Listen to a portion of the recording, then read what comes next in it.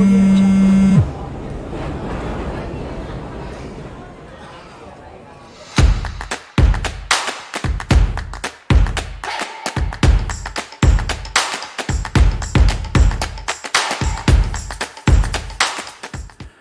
evening, everybody.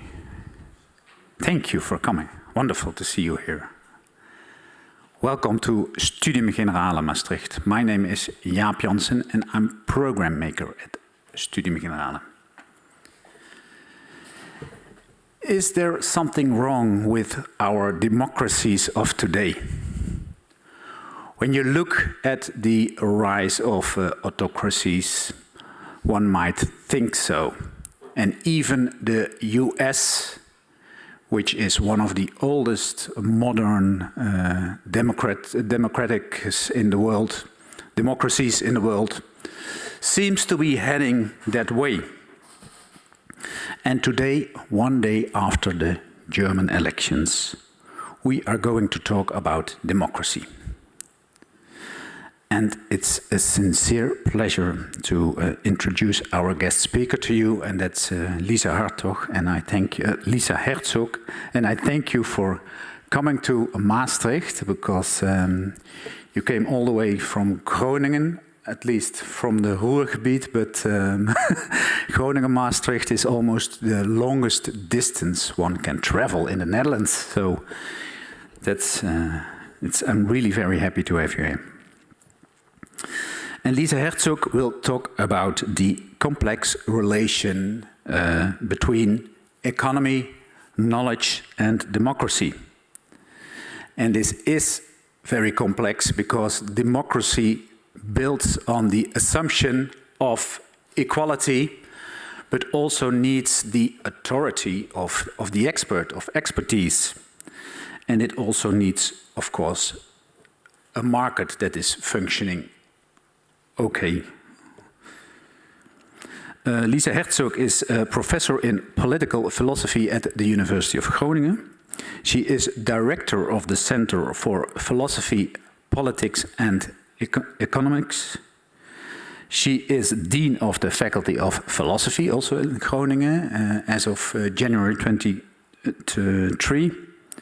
And she has written a book called Citizen Knowledge, Markets, Experts and the Infrastructure of Democracy. And that was published at Oxford University Press. I would like to give the floor now to Lisa Herzog. The floor is yours. Please give her a warm applause. The lecture will take 1 hour approximately, maybe a little bit less, and we have half an hour directly after the lecture for questions. Please, a warm applause for Lisa.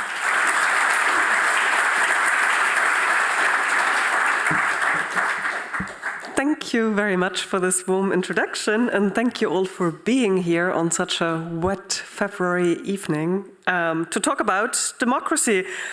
I will not solve all problems of democracy today, sorry to disappoint you, but I want to talk about one topic which I think is important. And I started working on this project almost 10 years ago, and what has happened since has only reaffirmed my thought, not to say my fears, that this topic is important and something needs to happen about it. So let me start with that guy. You know, he got elected again. And Trump isn't someone who has a very high opinion of experts, unless it's himself. But that's not the only thing. There was also the whole discussion about the anti-vaxxers that got really big in the corona pandemic, but that had already existed before, and where the anti-corona vaxxers were actually building on the work of other anti-vaxxers, a whole anti-vaccine movement that had already been going on for quite a while. Some people think that this all has to do with social media bubbles. I mean, this is a picture that's meant to symbolize that in social media, we're only surrounded by people who are like us, have the same opinions, and then we think these opinions are facts just because everyone seems to share them. And in reality, it's just our bubble. This word, by the way, has really made it into mainstream talk, my bubble. When I was young, we didn't say my bubble somehow, but that has become a way of showing that we are a little bit aware that we are often in our own bubbles. But, interestingly, the research on whether social media does actually reconfirm these bubbles isn't so clear, and there are also signs that on social media sometimes the opposite happens, and you have this connection to someone from your childhood who has completely opposite views, which you would not have without social media. So the empirics on that part are actually a bit unclear. Here's another nice example that I found. No, is it coming? Yeah. Climate change denialism. This was a big thing. This idea on the poster, I'm not sure you can read it, it says, the sun is the main driver of climate change. And there were these alternative ideas about how you could explain climate change as having nothing to do with CO2 emissions. So it says below, not you, not CO2, and it says even friends of science. So people claim that this was a scientific statement, and it's not. The consensus among scientists on climate change is now very, very solid. But all of these things seem to add up to a picture that was captured quite nicely in a slogan in 2016 during the Brexit campaign, namely, people have had enough of expert. Anyone remembers this and knows against which types of experts this was actually directed? It's Michael Gove who said this, one of the Brexiteers. It was against economists. And these economists had made predictions about how much Brexit would cost the average British household. And they had made very precise predictions, something like, I don't know, 22.26% of something would go down after Brexit and would not go down without Brexit. So a seemingly precise prediction, and I'm not going to go into the philosophy of science today, but from a philosophy of science perspective, you could actually raise all kinds of critical questions about whether social sciences can make such precise predictions, because the future is always uncertain, and human beings react to predictions that are being made. We're not like atoms that just, run in an experiment and then you can measure what's happening. There are these effects that arise because human beings learn something new. So one could actually really ask the question, should economists go and give policy advice with that degree of precision? What Michael Gove made of this, however, was a general statement. People have had enough of experts, full stop. Now, again, this is not true if you look at surveys. If you look at surveys that check or ask which professions are most trusted, then guess what? Scientists, experts tend to come out quite high. Politicians tend to come out much lower. But there are specific topics, and vaccines is one of them, climate change is another, where the relation between expertise and democratic public discourse really doesn't seem to work anymore. And that got me interested. And as Jaap said in the introduction, there seems to be this paradox that as democratic citizens, we are all equal. Yesterday we had the elections in Germany, where I'm from, and I was one of these volunteers who stand around and direct people, and everyone gets the same ballot paper. They make their choice. No questions asked about what they know, what they don't know. That's what we call a democratic election. One person, one vote. But when it comes to knowledge, there is a lot of inequality, obviously. Lots of experts know more about one area, but at the same time, it's really just one area. The more you go into research as a profession, for example, at the university, the narrower you typically have to go down in research. There can also be forms of expertise that are not based on science, scientific research. For example, indigenous knowledge or local knowledge, local experience. And it's pretty clear that if someone like me comes to Maastricht, where I've been a couple of times as a tourist, I have much less expertise on Maastricht than most of you here in the room, I assume, who are from the region, who know the city. And so I should ask you for advice if I want to know something, rather than the other way around. So when it comes to knowledge and expertise, we cannot assume that everyone is just equal. But as democratic citizens, equality is the norm. So how do we deal with that conundrum? That's what my talk is going to be about, and I want to briefly say something about my approach, namely how philosophy is sort of reconfiguring its subdisciplines a little bit. So that's always fun. Who is a philosopher in the room? I mean, studying philosophy in some way or another? A couple of hands. Then you've probably heard, and I'll explain it to everyone, that philosophers tend to divide their work into theoretical philosophy, which is about metaphysics or ontology, what there is and what we can know about it. And one subfield there is epistemology, which is about what we can know. And as a related or a subfield, philosophy of science. How does science actually generate knowledge?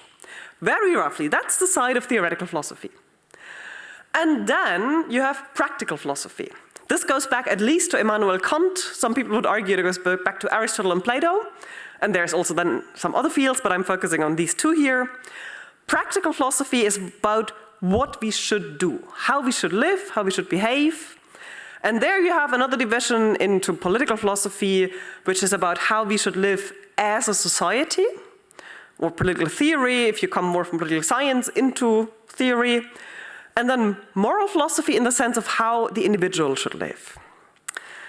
And for a long time, these branches of philosophy have acted quite independently. But in the last couple of years, there has been a kind of reapproachment between epistemology, sometimes also philosophy of science, and political philosophy. And it was very much triggered by these practical questions about new media, new ways in which citizens get their information, but also, in some circles, fear of technocracy. All these new digital things, are we going to be slaves of a few experts who understand the algorithms? And so there is this new field to which this talk belongs roughly, which is called political epistemology. I know it's a mouthful, but the basic question is, how do we as societies live with what we can know? And also, how does politics interact with the generation and the transmission of knowledge? And in political epistemology, lots of people in philosophy collaborate with social scientists. That's the red square there. Because there is, of course, also a lot of empirical science going on. For example, about what people learn on social media, how they get their information. That's in psychology or brain studies sometimes, or sociological studies of the newspaper industry and its impact on societies. And when I started working on this topic, all these discourses were very disconnected from each other. But of course, in the life of citizens, they all hang together. If your local newspaper goes out of business because the advertisement has gone to social media, then it doesn't help you if there's one line of research looking at why people use social media and another looking at the history of the publishing industry. You need to bring these things together. So I got very interested in how can we try to connect the dots here. And I'm going to structure my talk a little bit in this way, in the sense that I start from a very broad picture, which is really about connecting the dots. And then I'll dive in onto one specific issue, which is this metaphor of the marketplace of ideas, and the idea that if only we had a free market of ideas, we could all relax and truth would follow. And I'll explore what's wrong with this metaphor, and from there I'll get to a different picture, and then I'll slowly zoom out again from the specific case to the more general case. So that's what you're going to get. And I'm sure, given current policies, that there will be lots of questions and issues to discuss, so I'll try to actually be a bit faster so that we have more time for discussion. So first, as I said, a bit of the big picture. key argument that I make in the book is that different forms, different kinds, different types of knowledge require different institutional mechanisms. And I have a very rough framework here with only 3 mechanisms. Maybe one could have far more or subdivisions or so, but with these 3, I think you can already see quite important things. So what are these 3? I distinguish between the knowledge that economists like to think about human preferences. Individuals know what they want in a marketplace. Individuals have their own assumptions about their lives. You could immediately think of how different we all are. And that kind of knowledge gets typically processed in markets. I can say a bit more about this later on. It's not going to be my main focus today, except for the marketplace of ideas specifically.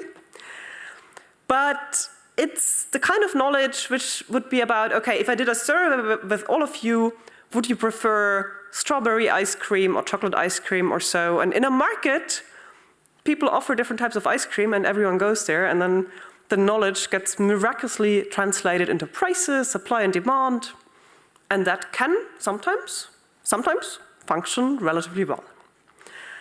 But that is quite different from expert knowledge. And as I already said, I mean expert knowledge not only in the sense of scientific research, but basically all forms of knowledge that you cannot find about in, say, 10 minutes of Googling. So all knowledge where it makes a difference whether you are a member of the relevant scientific or expert community, or whether you are a layperson. And there are, of course, lots of degrees within expert communities. Do you just start out? Have you been there for a long time? But what's clear is that in today's world, we have lots of different expert communities. And there are interesting questions about how they relate to each other and how they relate to the outside world. But if you want to get expert knowledge, you cannot rely on a market mechanism. You need the practices of these different epistemic communities, whether it's experimental science or theoretical explorations, in order to further the knowledge there. And then lastly, there is a very broad and somewhat vague category, the kind of knowledge that you need for political decisions. And that's usually a mixture of different things. And the best way to bring that kind of knowledge together, according to many theories of democracy, is through, and that's again a technical term, inclusive deliberation, but it means something very practical. We talk to each other, not according to the rules of power or interests, but according to what Jürgen Habermas called the forceless force of the better argument.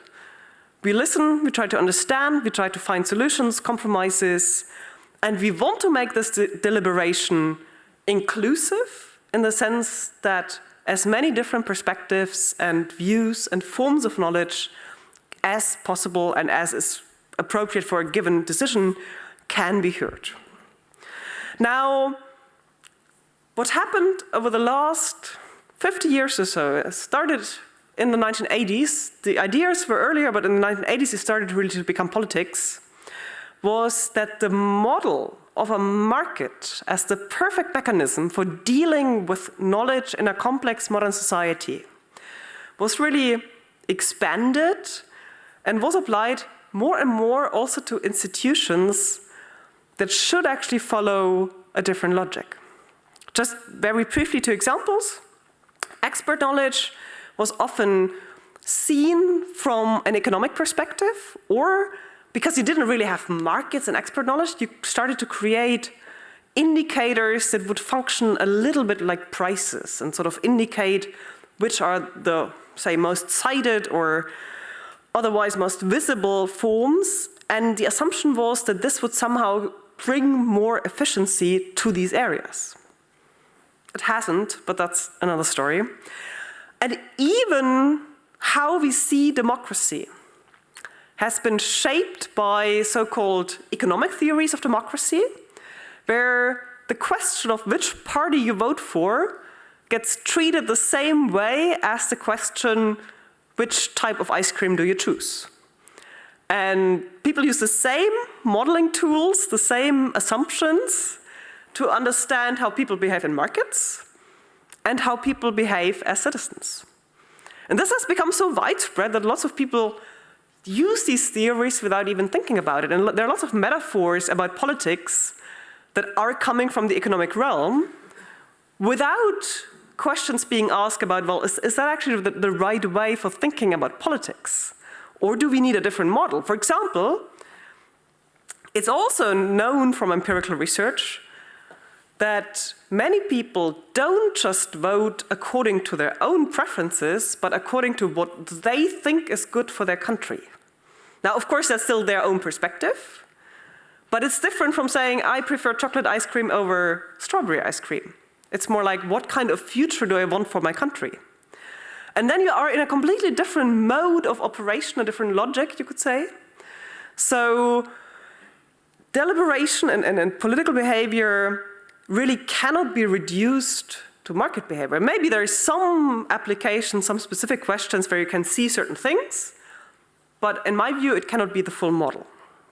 So the argument that I make in the book as a whole is that we need to reverse this logic. We must not let markets expand, but instead we need to create, and again, this is a bit of jargon, what I call epistemically well-ordered democracies, where the different forms of knowledge are dealt with by the right institutional mechanism, and where we protect these institutions from the pressure to be like markets because they really follow a different logic.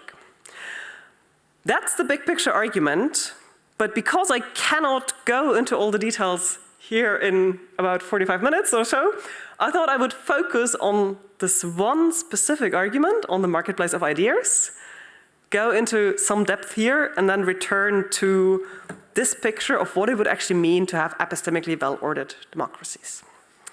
So, marketplace of ideas. This is, first of all, a metaphor, and it's a metaphor that has an interesting history. If you first start looking for that metaphor in the history of philosophy and some related disciplines, you'll always find the same three big sources. Namely, the first is from John Milton in the Areopagitica, 17th century. And there's this one sentence where he says, let it, truth, he says, and falsehood grapple, whoever knew truth put to the verse in a free and open encounter. So there is an evocation of some kind of struggle.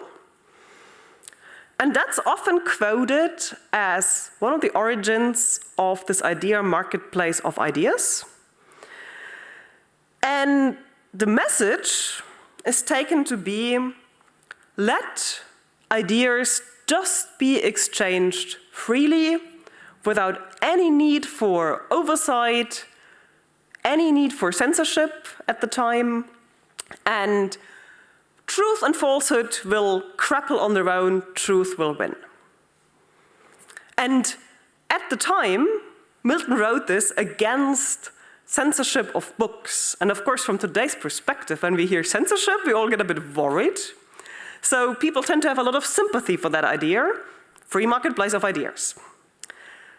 Second famous story of origin, where this ominous marketplace of ideas comes from, John Stuart Mill, 19th century philosopher, on liberty.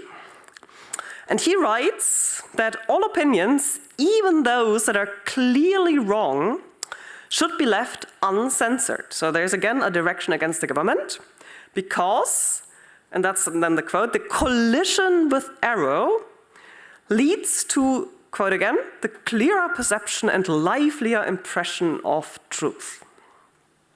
So the message seems to be, again, just let this all run free. We'll benefit from it. Truth will somehow win. Now, as you may have noticed, these two writers did not actually say marketplace of ideas literally. The first quote for that is from Justice Wendell Holmes, an American Supreme Court judge in 1919 in a dissent judgment, where he said that the best test of truth is the power of the thought to get itself accepted in the competition of the market. So here you really have explicitly this reference to a market, that in a competition, different ideas will somehow compete with each other, and we don't need to do anything. We can rely on truth winning. Now, what's interesting is, you might think this is a very old idea, but if you then do a little reality check, and I've done a very imperfect reality check, but it's still telling. Do people know Google Ngram? That's a program for texts that have been digitalized, so it's by no means all texts, but texts that have been digitalized. The biggest database is available in English. And you can type in certain expressions, and then you can see how frequent they were over time. And I've typed in marketplace of ideas, and I've taken 1800 to 2019. And as you can see, there's this little thing going on around 1830, but then a flat line. People did not use this metaphor. And then it really started getting picked up from the 1950s onwards. And then in the 1960s, it exploded and got very high, and then, yeah, something going down again in the 2000s. So there's a bit of a mismatch between the quotes that I showed you, which you'll find in many articles about this, and the actual occurrence in the mass of published texts that you would find on Google Ngram. So that made me all the more curious what's going on here. And of course, the 1960s were also the time when free market thinking, especially in the Anglophone world, started to become more popular. So there is a question of whether, did people really think about the marketplace of ideas specifically, or was it more part of a general increase in enthusiasm for markets? And the thing is that from a philosophical perspective, this metaphor really doesn't work. And I'll walk you through a few of the arguments for why it doesn't work. But still, it got very popular. And it got used mostly in the way of saying, yeah, there is some invisible hand that will sort true ideas from false ones. And if that were true, then this three-part scheme that I showed you would be completely misguided. Then we should have markets all the way down, and markets would take care of all knowledge issues. And the best way to let them do this would be to just let them run freely. But as I said, the metaphor doesn't really work.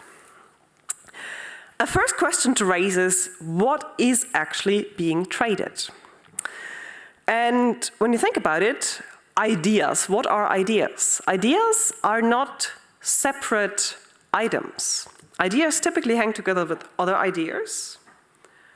And even if I now try to stay as true to the metaphor as I can, if you have networks, then a competitive market doesn't work. Then you get network effects, as you have them in social media, for example. Everyone wants to be on the network where most people are, instead of there being lots of different networks. So insofar as ideas do come in networks, we cannot assume that somehow trading them in a competitive market will lead to an efficient allocation, whatever that would mean. Also, ideas are not exclusive goods in the sense that they would become less when they're being shared. And that's, interestingly, why IP, intellectual property law, is so important when it comes to using ideas commercially. Because otherwise, if someone invents something, some new idea gets into the world, it could be shared, others could benefit from it, and the first person would not have any gains. The question is whether they might still want to invent this just because they like the ideas. But the usual assumption in intellectual property law is that if you want actors to invest in research, especially commercial actors, so companies, for example, you actually need to make the trade in ideas more difficult by putting, for example, patents or copyright on them. Otherwise, they will be like a public good, they can be shared, and according, again, to standard economic theory, public goods need to be provided by public institutions. They will not be provided by profit-oriented private actors because they cannot recover the costs if everyone can just use them. And then there is also the question of, if I trade in an idea, can I simply get it? For example, if it is expert knowledge in a field where I'm not an expert, what am I supposed to trade? What does it take for me to understand a complex idea from, say, biochemistry? I cannot just trade and say, okay, if you're a biochemist, I'll give you a philosophical idea and you give me a biochemistry idea, and we just trade them and then we have them. What do we do with it? It takes quite a bit of negotiation and dialogue in order to exchange ideas if you're serious about it. So it's a very different process from what we assume about trading in markets. Then, to continue about what's wrong with the metaphor, we can also think a bit about what the trading activity would actually be. These quotes that I showed you, that are so widespread in the literature, they always have something about truth in it. But when we exchange ideas, we may not always be pursuing truth. Sometimes we may just want to have fun and we tell ourselves stories that we don't care about whether they are true or not. Sometimes we may also have evil intentions, deceiving others. But even if we exclude that for a moment, just the fact that people may sometimes seek truth and sometimes entertainment, you might think that, well, in a free market, then you would get is a kind of mixture between truth and entertainment, but not truth, pure and simple. So depending on what expectations, what preferences, to use economics jargon, people bring to a marketplace of ideas, you might get quite different outcomes. And if a market works efficiently, then it should actually deliver on what people want. And if that is entertainment and not truth, then an unregulated market, according, again, to textbooks, should give you entertainment and not truth.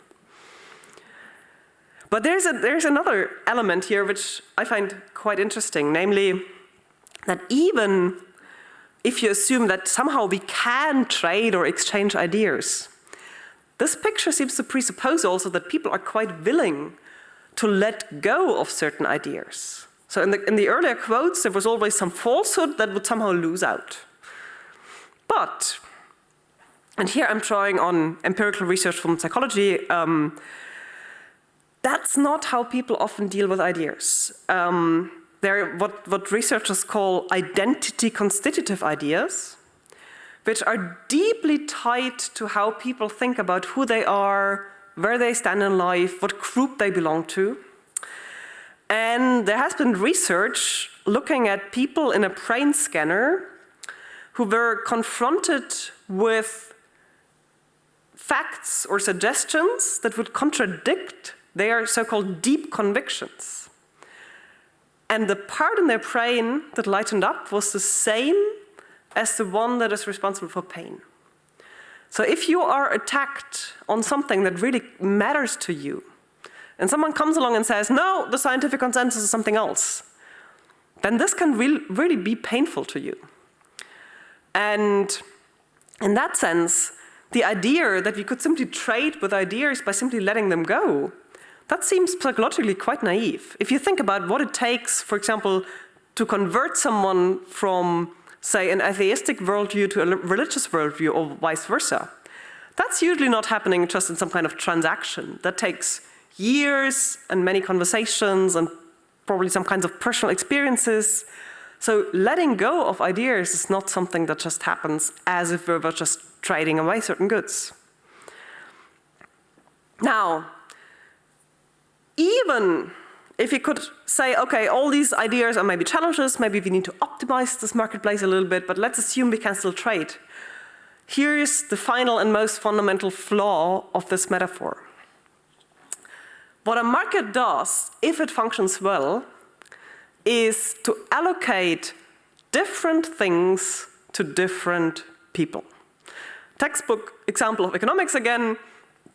You have too many apples, I have too many oranges, we both swap, and then we're both better off because we both have a mix of different things, and we like this better than just having a lot of one thing. Same for other markets. The idea is always you need to get things, products or services, to the people who have the strongest preferences for them. There is a small confounding factor, which in real life is actually huge, which is that we also have different purchasing power. So people who have more money can buy more things and more diverse things than others. But even if we abstract from this, the point of markets is to find the right allocation between goods and people, not to get some kind of common ground. And that is a very different logic from what truth is all about. Now, truth is, of course, a big word.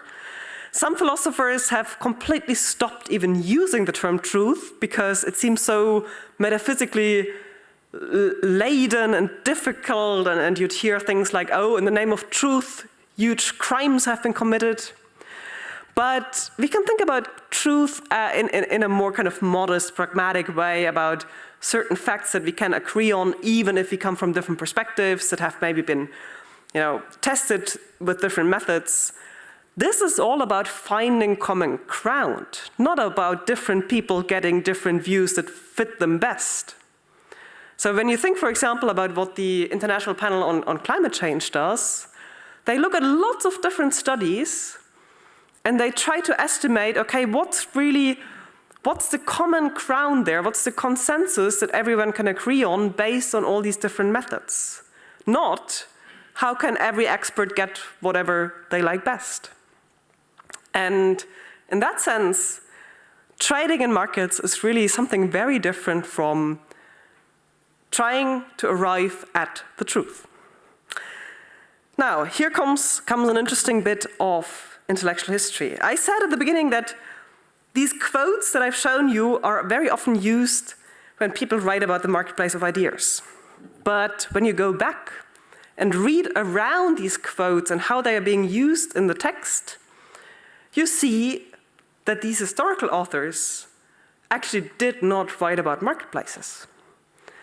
It just sounds like that if you just take these one or two sentences and take them out of context, then it sounds like this might be a market. But if you look at the broader context, it seems more a battlefield or some kind of tournoi. These historical battles, sometimes also symbolic battles, that were being fought, where truth and falsehood could grapple with each other. Then we are in a very different kind of metaphor. Then it's really a fight, and the question is who's more powerful.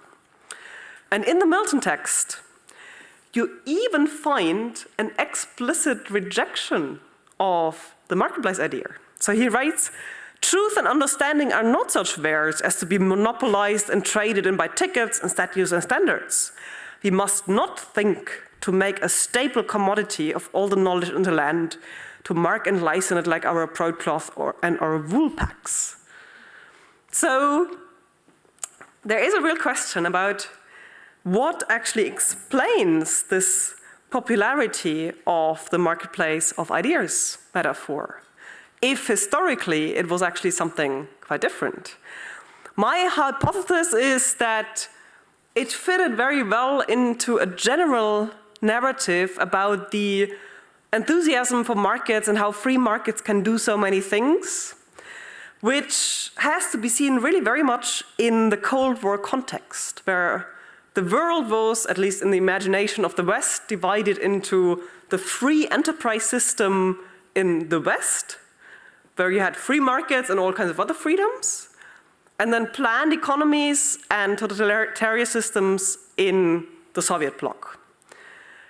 In that context, market thinking became very powerful, and you had book titles like, for example, Hayek's The Road to Serfdom, where he argued that government intervention in markets and the public provision of goods would ultimately undermine not only economic liberty, market freedom, but also political freedom.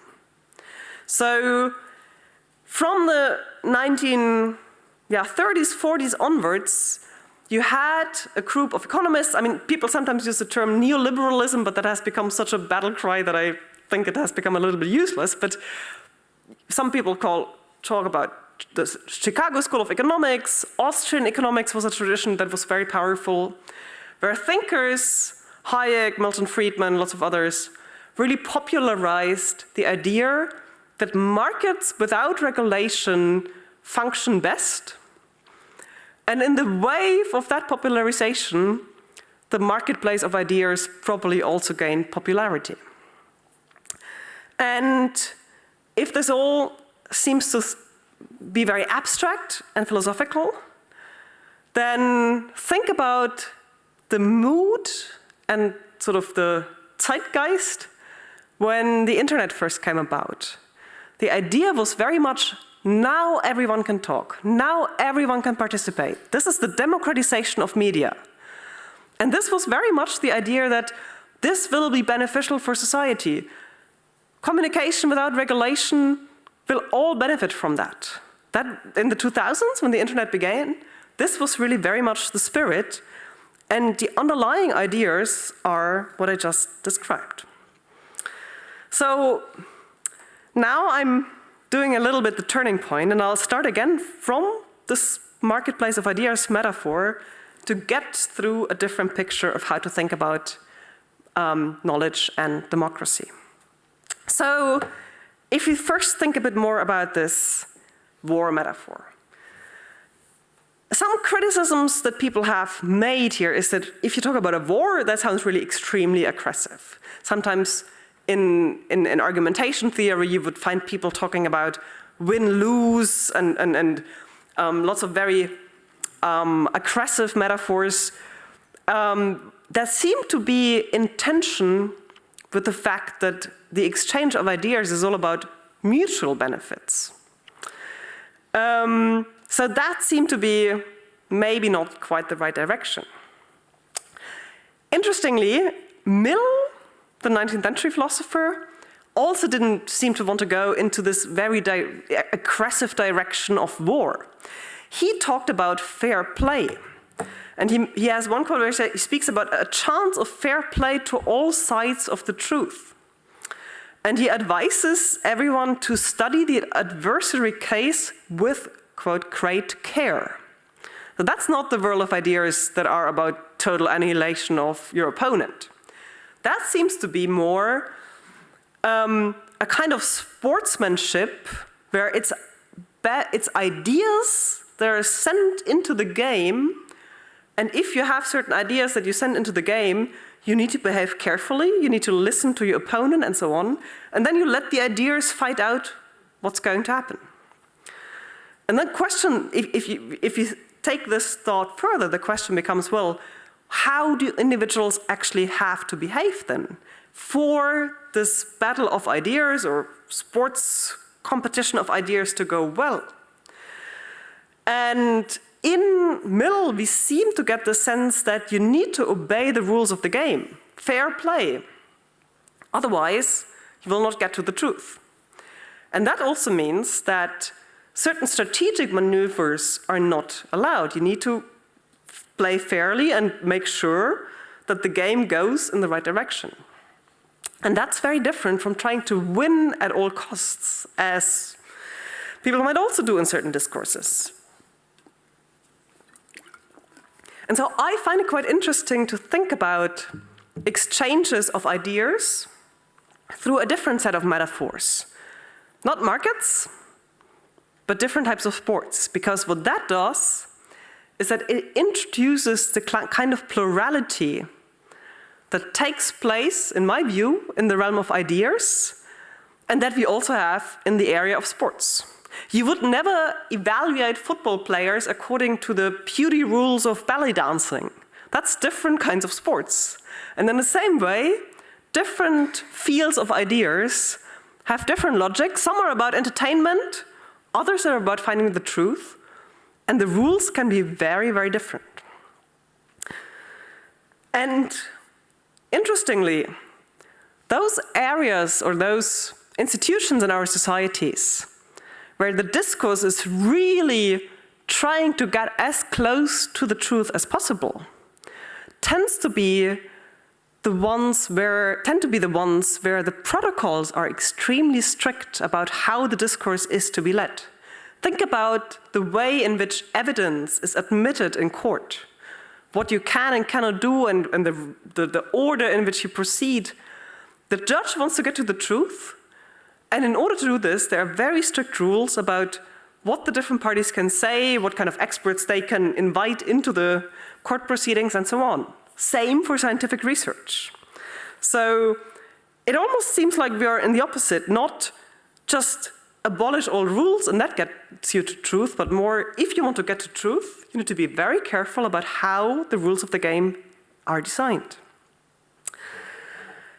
If that is the picture that we're getting at, then what's very important is that there is clarity about the different kinds of discourses one is in. And I mean, we could talk about concrete examples if you like, but I find this a very interesting game when you watch the news, how often you see people playing a move that actually doesn't fit into the discourse where they're in. So that's a very popular move. Someone is, for example, in a talk show where they're supposed to talk about one specific topic, and then they fall into a different kind of discourse. Even sometimes the tone of voice changes, and they start playing a different kind of game. And you might say, well, why does this matter as long as everyone plays the same game? But that's exactly the point. Sometimes there is confusion, and not everyone knows what kind of game they are in and what's being played. And then the more ruthless strategic party often wins out. Now, one might as well ask, should we always have truth orientation? Is that even possible?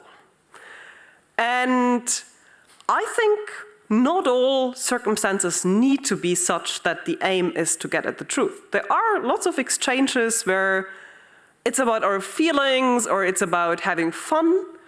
But it doesn't matter that truth falls out of it. But if you want to get to the truth, then the question is, how do you get there? And then both the individual attitudes and the social circumstances matter.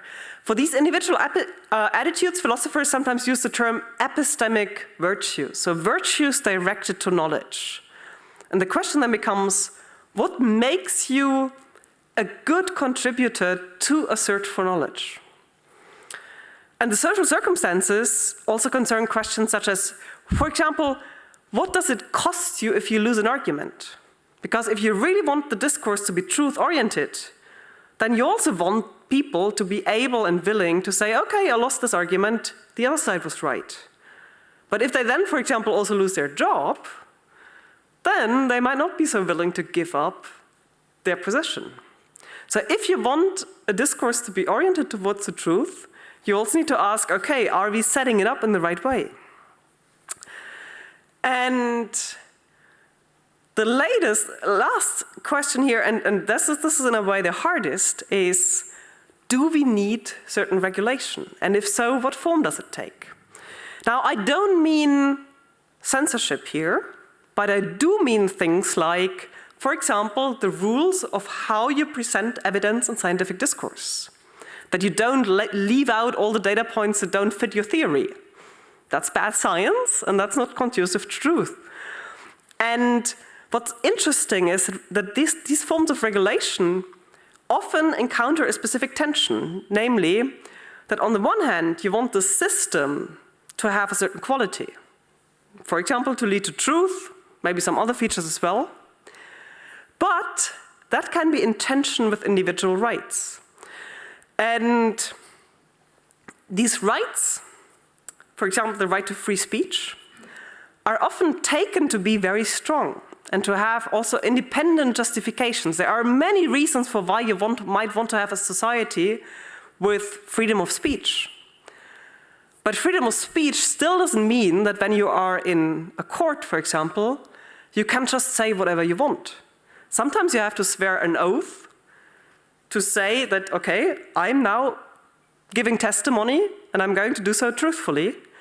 And if you don't do this, then it's not your freedom of speech that's being violated, then you've made a mistake of being in that court. Then, I mean, sometimes you might want to refuse or whatever, but this is a different context where the quality of the system to make sure that no one gets wrongly sent to prison, for example, can be more important than the right to just say whatever one wants.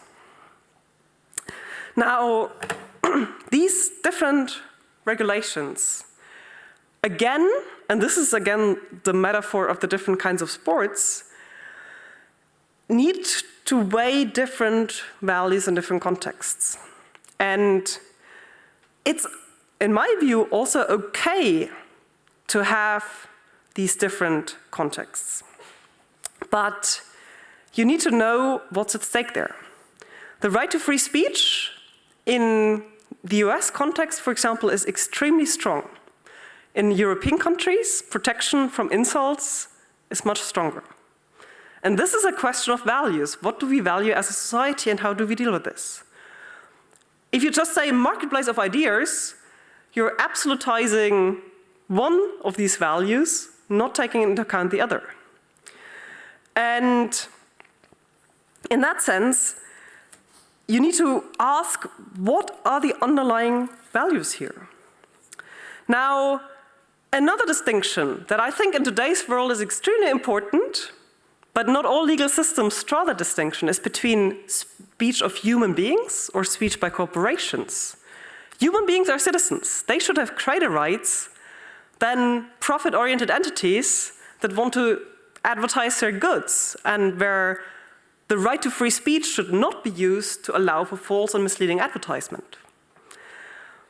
And the big question, given today's inequalities, is also whose speech is actually getting attention and whose speech tends to be crowded out by the social dynamics and might require some boosting, some extra attention.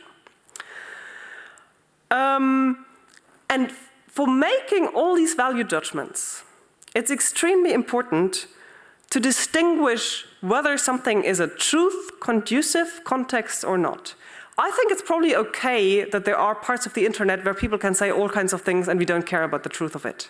Maybe not the insults part, but not everyone has to, provide full evidence for what they say online. Not at all.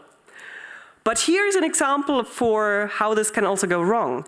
In 2014, when the evidence on climate change was really already overwhelming, the New York Times still hired a climate skeptic. Why? Because they considered climate change to be a matter of weighing different sides. And of course, in US politics, it's very often about the two sides, the Republicans and the Democrats. But this is a misunderstanding of what climate change is. You don't need one pro and one contra. You need to watch the scientific debate and see what's happening there.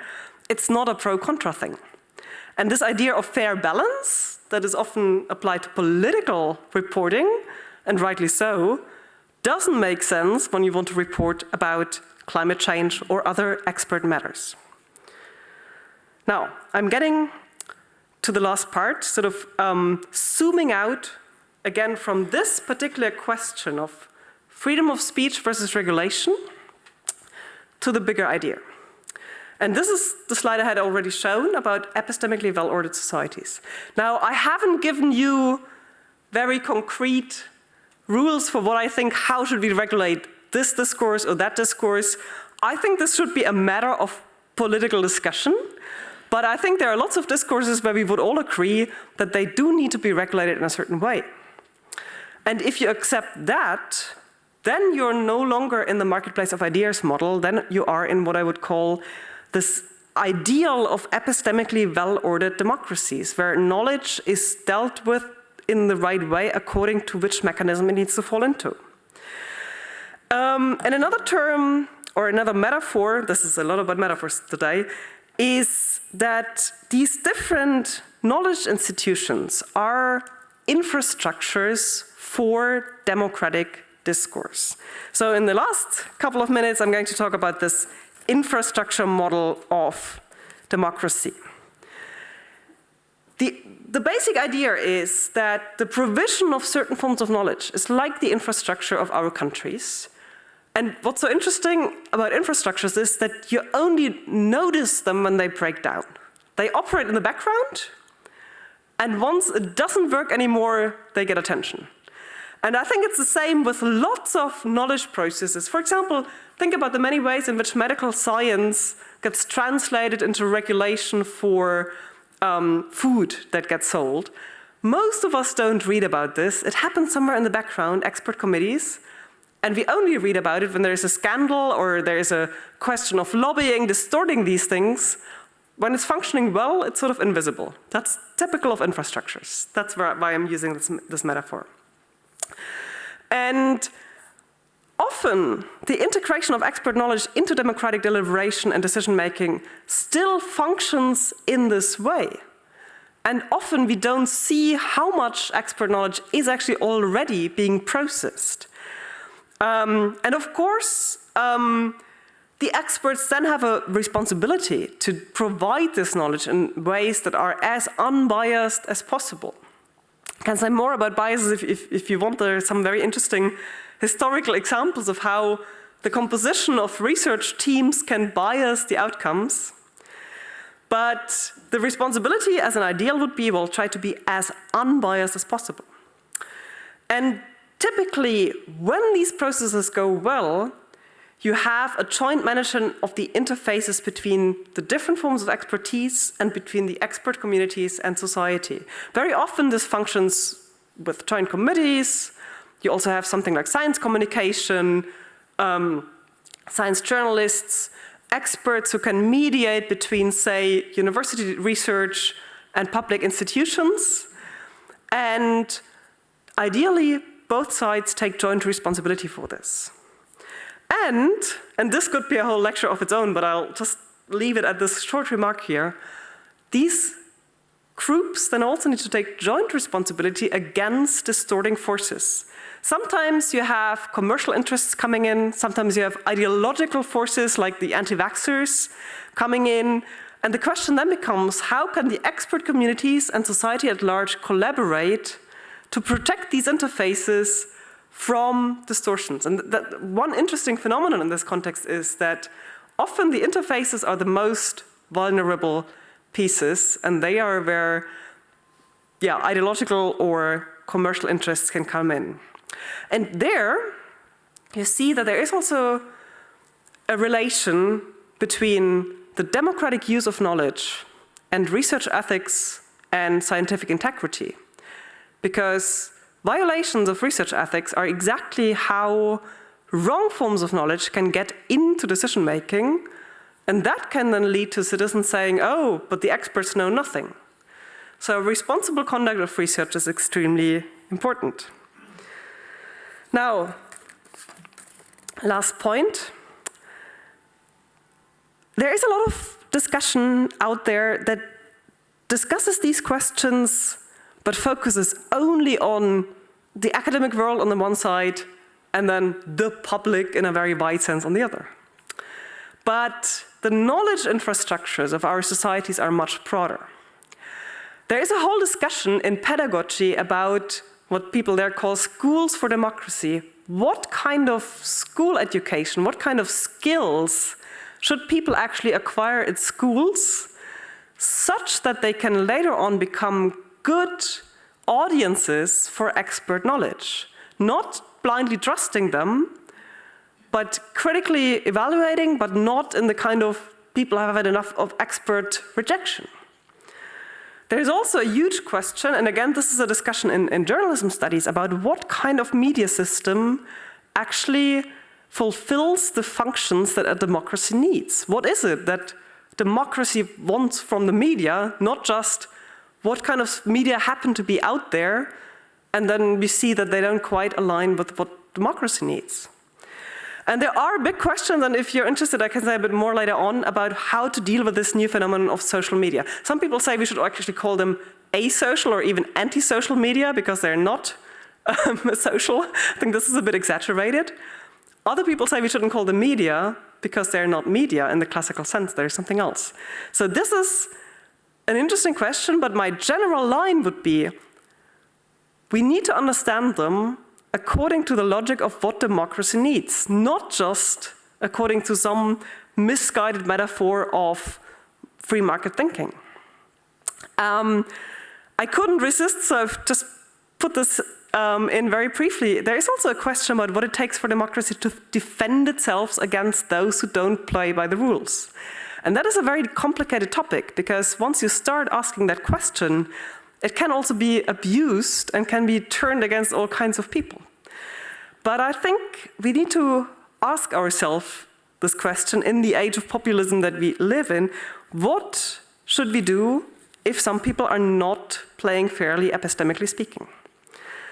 And last point, all of this is taking place in societies that are becoming more and more polarized in terms of socioeconomic inequality, and where the social cohesion between different groups seems to be at least not on the rise. I mean, it's not as much declining here in Europe as it seems to be in the US, but there is a question of how all these epistemic questions ultimately relate to the broader social structures we live in.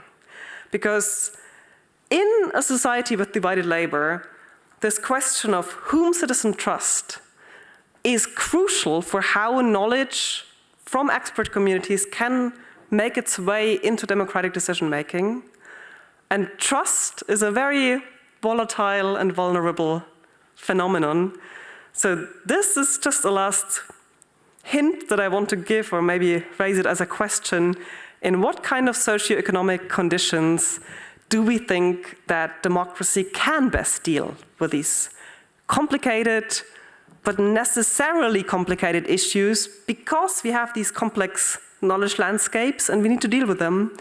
And what are the chances for making this work? So I'll stop here. Thank you very much for your attention, and I look forward to comments and questions.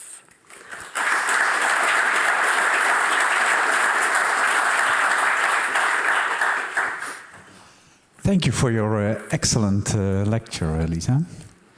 The floor is open for questions now. If you have a question, raise your hand. The microphone comes to you.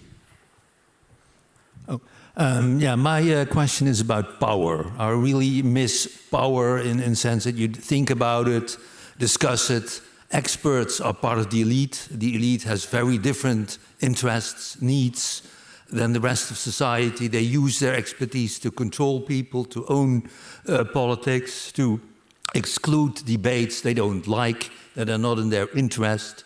And I think that is the reason that many people now reject expertise, because they see these people are just agents of certain political interess, and I will not be controlled by this so-called expertise when I understand this is somebody with an agency, with a policy. And I think I completely miss that dimension of it, because that is what Donald Trump is about. And many people there are about understanding these political games. Thank you for raising Test. Yeah. Thanks for raising this. I did get to it a bit at the end, and I did not frame it in terms of power. One might want to frame it in that term, but it's complicated, because you probably also know the old saying by Bacon, knowledge is power. And I think you used the term differently. You meant socio-economic power. And one of the interesting questions in this context is, I think, to what extent other forms of power can distort, corrupt, whatever, undermine the forms of power that we need in a positive sense, where knowledge is power. To make it very concrete, I mean, at the moment, Trump is dismantling lots of institutions in the US that are meant to serve the general public. Now, you might say those are just all elites, and people perceive them as elites. But when you think about something like the Center for Disease Control, for example, they collect data about spreadable infectious diseases, measles. Is that per se an elite function? I would say, I don't know how much people get paid there, so maybe there are some details that should change in an ideal world, but it's not per se something that has to come from an elite place that you collect data about spreadable diseases. It's something that society really needs. And so that's what Trump is at the moment dismantling, and I think when the next pandemic comes, it doesn't have to be a pandemic, it can be a kind of, a common cold that gets widespread. People will feel this, that, the knowledge is not there anymore. But I do agree that experts are often perceived as part of an elite. And I mean, one couldn't go into a lot of detail now about how this plays out in different countries. What I think happens in the US, in addition to lots of other things, is there's also this geographical divide between the coasts and the inland, and then people at the coast speak about flyover country, which is of course incredibly arrogant, in the sense that, there's nothing interesting going on. And that's something that we should not, I mean, it's for the Americans to ultimately deal with this, but if you take democracy seriously, we should not let experts be part of a socioeconomic elite or only serve the interests of that elite. And we need knowledge that's really publicly available. I said as undistorted as possible, also undistorted by class interests. Can you get this in the current capitalist system? That's really difficult if you have the degree of inequality that we have, I think. I think in Europe we are still in a much better space in the sense that we have far more public institutions. They're by no means perfect, but they are at least not per definition profit-driven. And we also still have more public media. But that's the question that you raised about, what kind of relationship is there between the normal citizens and the experts, and can there be trust? Ultimately, we need to combine that question with questions about the socioeconomic distribution and other social structures that we live in. So in that sense, I'm with you, but I would insist that not all knowledge is just, corrupted elite strategy. I think we, as a modern society, we need to acknowledge that there are forms of expertise that we really need for everyone. And the question is exactly how can we disentangle that form of power from forms of power that a democracy should not actually have. That's a short answer. I know that more could be said, but let me maybe stop there. Any more questions? Yes. Oh.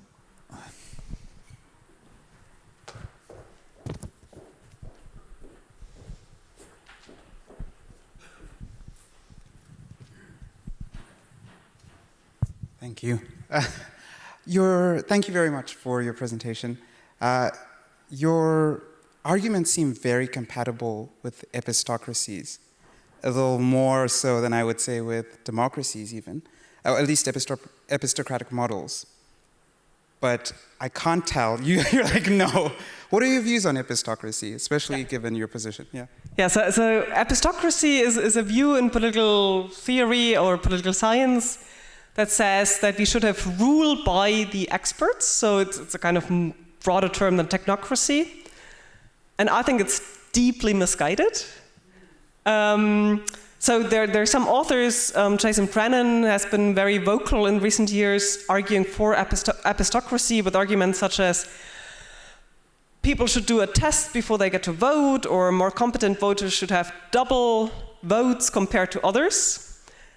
I think this is undemocratic, pure and simple, and I think it's the wrong question to ask. I think the question is not how should we let the experts rule, and the reason for why I think this is that political questions are ultimately such that you don't have experts on them. You have experts on technical issues. You have experts on something like pandemic control, or how to build bridges, or how to set up certain algorithms to achieve certain goals. For that, we need expert knowledge. But the political decisions, and that was sort of the three-part scheme I had, are ultimately always about technical and value-based questions. And I think we cannot have experts on values, because this is where we all need to come together and see what kind of society do we want to live in together. Doesn't mean that I don't think, there can be values that are completely misguided. I think if you say democracy, you have certain commitments to, for example, the equal moral value of all human beings, and who doesn't share that is not a democrat. And so in that sense, that's a different question what you do with these people. But for me, it's misguided to think that we should replace democracy by epistocracy. The right question to ask for me is, how can we make sure that this complicated interplay between expert knowledge and public deliberation functions in the right way? And then epistocracy is the one side into which you don't want to slide, because epistocracy ultimately means that people who might be technical experts also get to decide on political issues on which they are not experts. The other extreme would be a kind of undifferentiated populism where the technical expertise is not taken seriously anymore. And that would also be bad, because it would ultimately backfire, because this technical expertise is about how the world functions.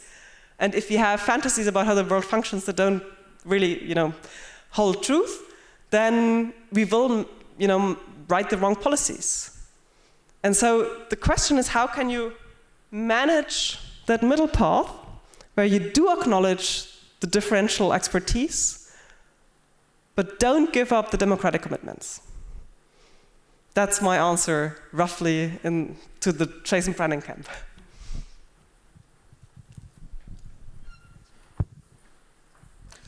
In the last slide, you mentioned that social media should be, in your opinion, tailored to the needs of democracy or something like this. Can you outline in more detail what that would look like? Yeah, this would be a whole evening, and we could have lots of discussion about what exactly it means. But the direction, I think, needs to be, okay, we have a new technology, and this technology has benefits, but it also has risks. How do we make sure that we can use the benefits but avoid the risks? Now, then we need to ask, okay, what are the risks for social media? And you can then go into lots of different details. One would be, to what extent do you have manipulative discourse that pretends to be a certain kind of discourse but is actually something else? So think about the way in which in lots of social medias in your feed you get lots of different things mixed up with each other, with, for example, advertisement pretending to be a post from a good friend. And we know from psychological research that people have different degrees of trust and openness depending on what kind of expectations they have. So if you talk to a friend, you expect it to be truthful, and that's why companies try to make advertisement look like it's from your friends. And I think that's the kind of things where, to just give a very concrete example here, you could have much stricter rules about making clear what is what in social media. Because at the moment, it's a huge mix, and all these things may be legitimate, but lots of players abuse the fact of human psychology that we don't differentiate these things, including sometimes also foreign governments that try to interfere.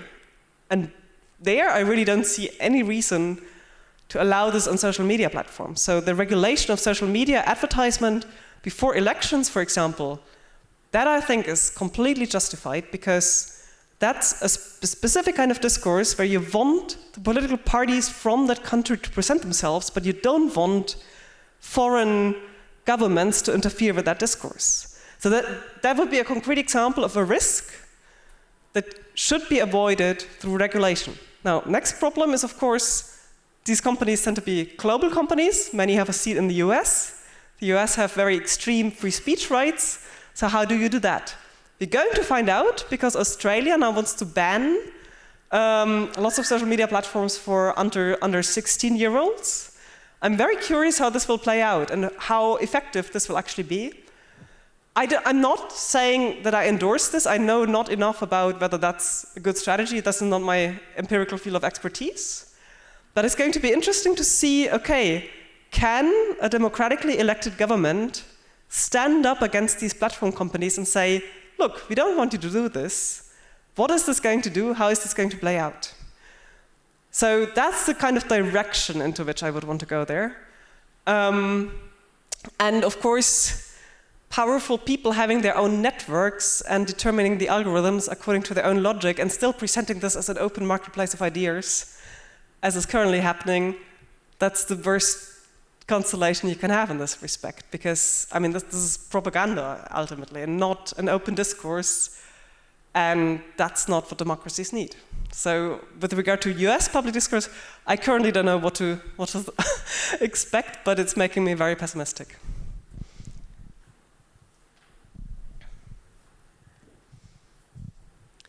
Thanks a lot for such an interesting talk. I have two questions. The first would be, could you say a bit more about how democracies can fight back in this context? You mentioned addressing socio-economic inequalities. Is there something else? And another question I had is, you mentioned what to do when participants in a discourse are not playing by the rules.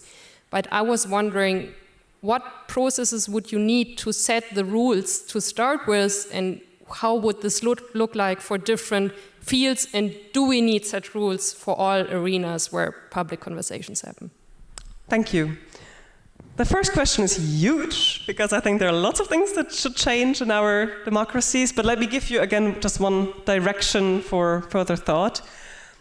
I think it's a fundamental flaw at the moment that we have a democratic political system which functions not perfectly, but at least the rules are meant to be set democratically, but we have a very different logic in the economy.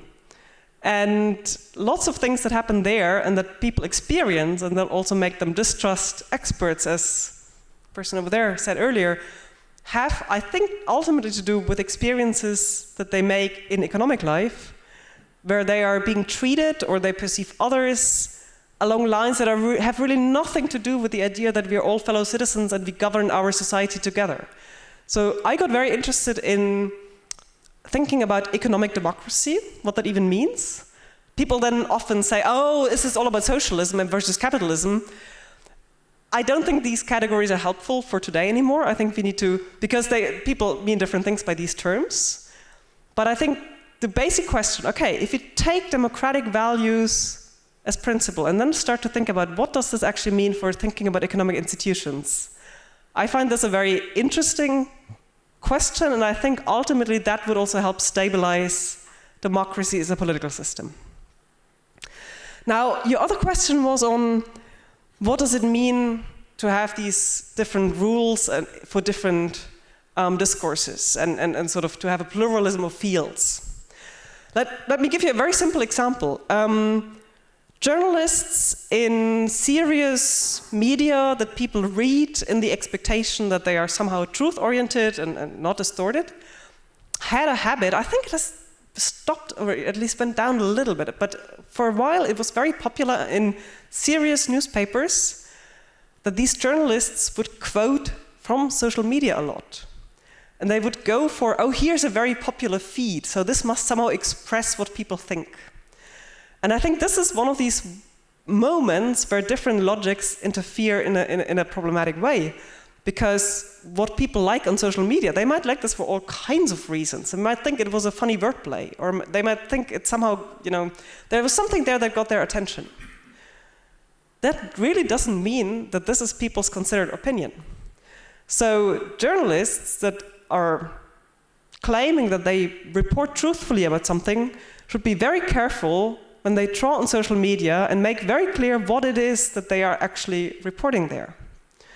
That otherwise you create the impression that the whole population thinks something, and the reason was just that someone had a very funny idea about how to put a certain point that lots of people thought funny, but it doesn't necessarily mean that they really would all share that way of thinking. And that's the kind of things, and I cannot, even if you had more time, I couldn't give you a general answer, because you really need to go step by step for the different kinds of discourse, what are the appropriate rules? What does it mean to bring in other logics, and where is this helpful or problematic? What makes it even more complicated is that these fields are, of course, also evolving. But ultimately, you always need to ask, what's the function of that discourse, and what kinds of rules can ensure this, and what doesn't help? That's what I meant there.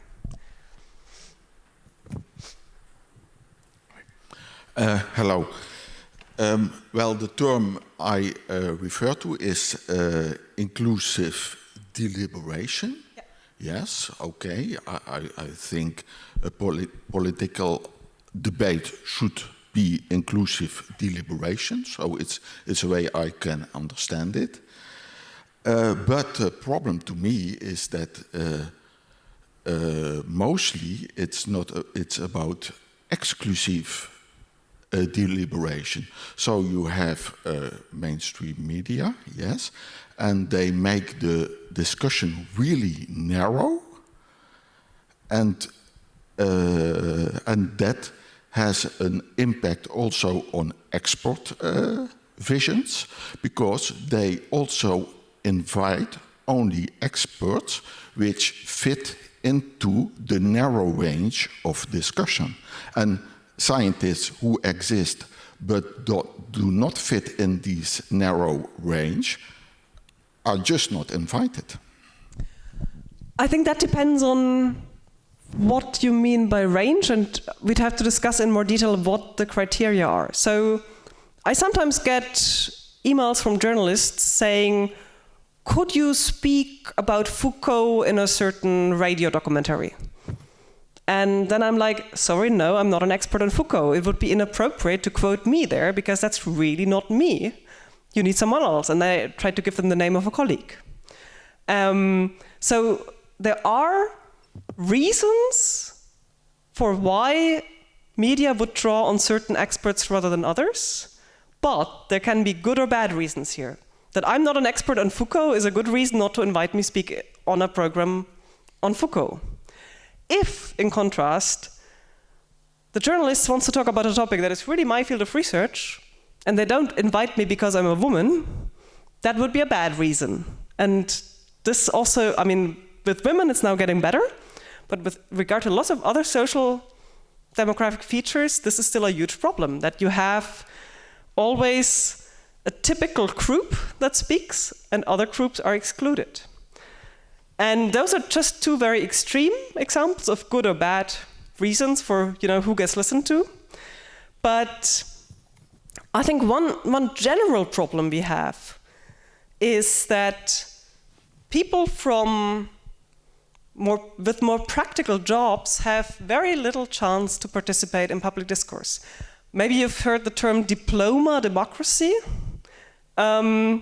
Parliaments tend to be spaces where only people who go to university, or they don't have to finish their courses, but they have to have been at university, seems to be the rule, can or tend to end up. 50 years ago, it was still much more common in many Western democracies that you would also have people who followed a practical training, and then often through unions or in some other way, typically through the more leftist parties, they ended up in parliament. That's not working very well anymore. And there I would say, we cannot have democracy that only represents people who've been to university. That's not the right selection criterion for who should be a member of parliament or not. So it really depends on, okay, what's the function of the space, in this case the parliament? The function of the parliament is to represent the whole population. And there have been lots of efforts to have more representation for women, people from different backgrounds, people with migrant background and so on, but there has been far too little attention, in my view, to get people from more practical occupations into parliament. But would I also say that these people should sit in an expert committee that is about fighting the next pandemic? No, for that I would want to have other experts.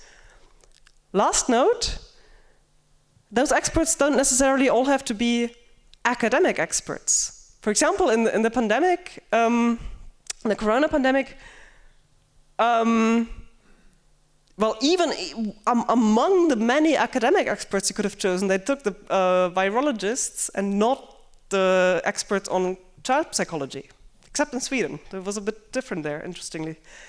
And that led to certain decisions. So the choice of the different experts is very important. And we see all kinds of bad reasons, but there can also be good reasons. And the question is always context-specific. What are the good reasons and what are the bad reasons? And that depends on the function of the discourse. Big topic, but... Two more questions, and then we will wrap up. Yeah.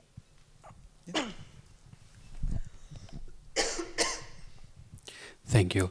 Thank you very much for a very interesting talk. Two questions. First, besides your argument that socioeconomic inequality might lead to this distrust, I also think that from the last decade or so, we're being more and more bombarded with more and more information that also might lead to people not getting so much trust. What can they also filter and spend time in understanding? And a last question. What do you think would be added? Many of the suggestions you will lay down, maybe they will not be necessarily taken into account. Where do you see us actually heading, given that this socioeconomic inequality might not go actually into a more equal society? Where do you see the future going? Small question, right? Let me start with the second one. I mean, of course, there are lots of different factors interacting. At the moment, my sense is that the fact that there are so many things happening in the US might be a warning for other countries not to go in certain directions, at least not all the way down. But that's, of course, in a way, a very cynical view. They try all the mess, and then we see, okay, maybe let's avoid that. On my optimistic days, I'm hoping that there will also be a lot of, counter movement from below, people being fed up with all the lies, all the bullshitting, and trying to say, okay, how can we get together very concretely to try to build a different kind of society from the ground up, not in a big utopian sense, but more rebuilding community places, the local environment. And you see these, little sprouts somewhere, even in the US. And lots of experts on democracy do think at the moment that it's at the local level in people's everyday lives that the change needs to start. I mentioned earlier economic democracy. I think, it cannot only start in people's free time and private lives, it also needs to start in people's jobs and in their economic experiences, but that's still an argumentative battle before it can become a practical experiment, I think, but working on it. Now, the other question was on social filters, and you're absolutely right that of all the things that we could learn about, of course we have to filter, and lots of people feel overwhelmed, and the question is, and to a certain extent has always been, or at least for a long time, how do we filter? And in the past, for example, you would have bought a certain newspaper or have listened to a certain program because you trusted that source, you trusted that institution. And the question is, how does that trust mechanism function in a world where there's so much on offer? Again, it's very easy to be pessimistic and to say, oh, people just go for what's fanciest or flashiest, and people lose all ability to listen or read something a bit longer. I know this is a real question, but when you think, for example, just to give you also something positive, the rise of really high quality, truth-oriented podcasts in the last couple of years, that's something new. Of course, it has a certain kind of bubble effect that certain people are drawn to certain podcasts, but it's a format that is often very in-depth and that can be very helpful for the kind of, inclusive public deliberation that we want to see. There are podcasts that really bring out topics that have long been neglected. So I think there are new ways of filtering, and not all is doom and gloom, but the question of who is a trustworthy institution and what checks and balances are there for that remains very important. And the problem is always that as soon as you have a well-established format, there can be copycat mechanisms of others trying to present themselves as exactly that and trying to abuse the trust. And trust has this asymmetrical functioning. Once it's been undermined, it takes a long time to build it again. But filtering will remain important, and I think it's a reason to want to have a mixed media system where you have different sources that are reliable but that are also known to stand for different things so that people know what they get there and that there is a bit of mutual checks and balances. There's evidence there that if you have a mixed private and public media system, there tends to be more orientation towards political news than if you have a purely private system. So that, for example, would be the kind of logics that I'd be interested in. You had a question? Yeah. One last question. Please keep it short. Okay, you talk about truth. You started talking about truth in the beginning, you know, the old-fashioned idea of absolute truth. And then you ended up later on with expert knowledge and unbiased expert knowledge. And that is close to the truth, of course. But how do we get to unbiased? Who decides when expert knowledge is unbiased? Thank you. That's a nice thing to end on, because I didn't have time to expand on it when I brought it in. Expert knowledge typically has a temporal index and a social index. By temporal index, I mean that it gets built up over time. You collect evidence, you reject certain hypotheses, you do more research. Over time, certain things become clearer. That's one of the challenges. At what point do you start calling it truth or facts or whatever and base politics on it? That problem will always remain with us as long as human life takes place in time. I think that's something we just have to accept, that it's a temporal thing. And I mean, you probably all remember the start of Corona when the evidence was not yet there and politics already had to take decisions. That's a very difficult situation. Now, the social index, and that connects to the term bias. Lots of forms of experts communities have in the past been very socially biased in the sense that they recruited only from a very limited set of people. The Royal Society in Great Britain, which was one of the first academic societies, only accepted noble British men.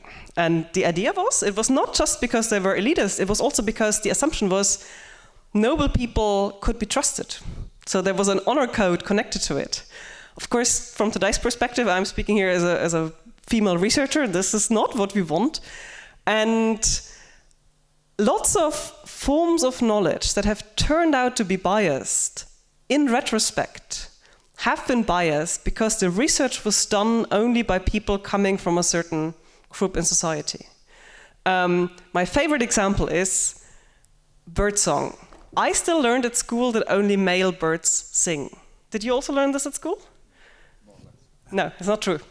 Female birds also sing, and even better, it took female researchers to push for even asking that question, and once more women got into this research, they did discover that that not all, but apparently far more female birds than was assumed do sing.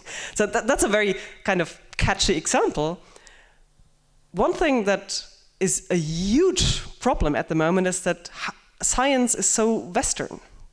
It's meant to be global. I mean, the coronavirus works on bodies all over the world, and then we have mostly academic institutions in the West that have the funding and the person power to do research in it. And I think that for many questions, especially in the social realm, this is a huge problem, because the damage done in other parts of the earth by, for example, our economic system is not included into the calculations of costs and benefits that Western countries see.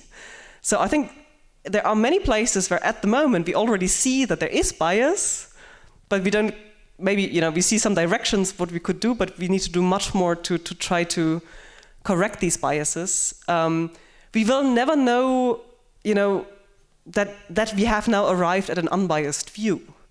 But if we know that, okay, this is only a certain group of people doing that research, the likelihood that there is a bias introduced because of that fact is very high, so we should work against this.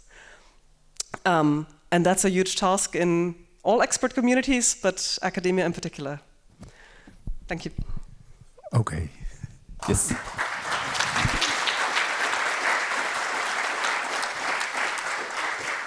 Thank you so much, Lisa, for this great lecture. Thank you for joining us. We will be back after the carnival break. You can find our program on our website or in the booklet, which you will find in the display outside. Thank you so much, and see you next time at Studium Generaal.